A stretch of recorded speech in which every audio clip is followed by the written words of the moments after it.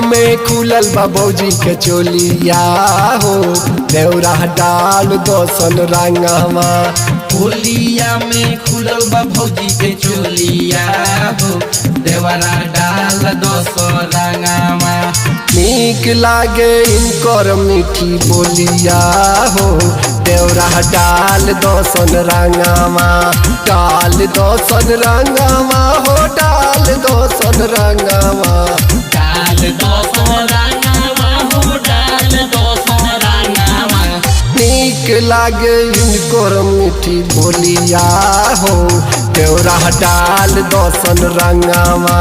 होलिया में खुलल बा भौजी के चोलिया हो देवरा डाल दोसो रंगवा।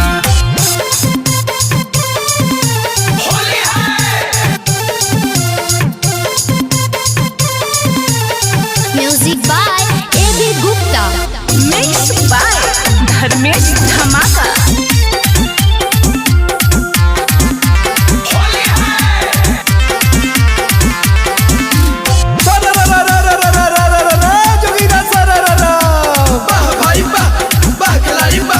दिल्ली के लाल किला किला किला, दिल्ली के लाल किला किला किला, भौजी में रंग डाला हिला हिला, बोला हाय रे हाय रे हाय रे।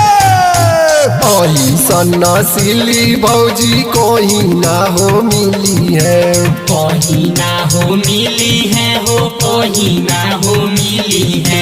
डाला पर देखो सन गुलाब नियन खिली है। गुलाब नियन खिली है गुलाब नियन खिली है। जल्दी जल्दी घोर सन अब भांगमा हो देवरा डाल दोसन रंगमा।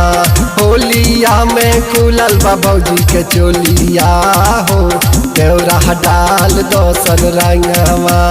होलिया में खुलल बा भौजी के चोलिया हो देवरा डाल दोसो रंगवा।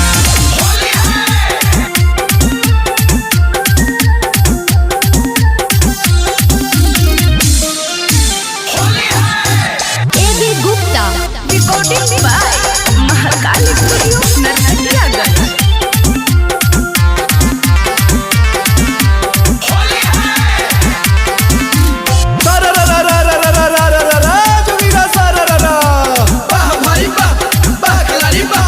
होली में केहू से केहू न कम, होली में केहू से केहू न कम। होलिया में भौजी न चली छमा छम, बोला हाय रे हाय रे हाय रे।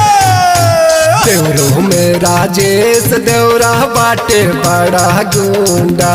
बाटे बड़ा गुंडा हो बाटे बड़ा गुंडा। ओए भौजी के पीछे पड़ल बाड़े ढेर मोछे मुंडा।